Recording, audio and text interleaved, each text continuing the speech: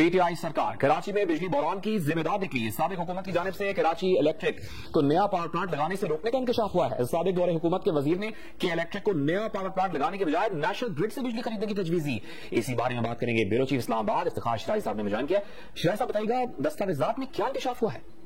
जी, बड़ी हैरानकुन बात है कि साबिक हुकूमत के जब के इलेक्ट्रिक एक पावर प्लांट लगाने जा रही थी, क्योंकि कराची में जो बिजली की जरूरियात है वो काफी ज्यादा है, और एक कोल प्रोजेक्ट था जो 700 मेगावाट का था, जिसके लिए फंड्स भी जमा कर लिए गए थे। लेकिन अचानक साबिक दौरे हुकूमत में वफाकी वजीर जो इस वक्त थे रेलिवेंट, उन्होंने के इलेक्ट्रिक को ये तजवीज दी। तजवीज क्या, बल्कि हम ये कहेंगे हुक्म दिया कि बेहतर ये कि आप ये पावर प्लांट न लगाएं, और क्योंकि IPPs के साथ मुआहदे हैं हुकूमत पाकिस्तान के, जिसके नतीजे में जब बिजली पैदा होती है या नहीं होती तो कैपेसिटी चार्जेस देने पड़ते हैं, तो बेहतर ये होगा कि नेशनल ग्रिड से जो 900 मेगावाट बिजली आपको दे दी जाएगी और आप ये पावर प्लांट का मनसूबा तय कर दें। जिसको लेते हुए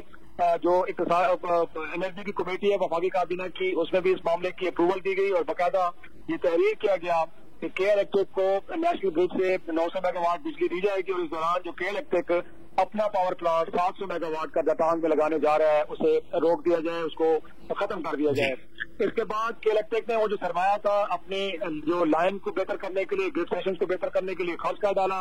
लेकिन हुकूमत वक्त में जो अपना ही फैसला था, जो उनकी अपनी यकीन दहानी की तहरीरी, उससे मुकर गई। और उसके बाद आज हम देख रहे हैं कि कराची के अंदर संगीन बहरान है, और ये दो तरह का है। एक तो ये है कि वहाँ पे बिजली की शदीद लोड शेयरिंग हो रही है, क्योंकि जो रिक्वायरमेंट है उसके अकॉर्डिंगली बिजली है वो अवेलेबल नहीं, और दूसरा क्योंकि अब ये बिजली दरामदी LNG से पैदा हो रही है, उसके नतीजे में उसका जो टैरिफ है वो भी मुल्क के मुकाबले में कहीं ज्यादा है। अब हालत इस वक्त ये है कि नई हुकूमत ने अब दबाव डाला है कि इलेक्ट्रिक के ऊपर पावर प्लांट लगाए,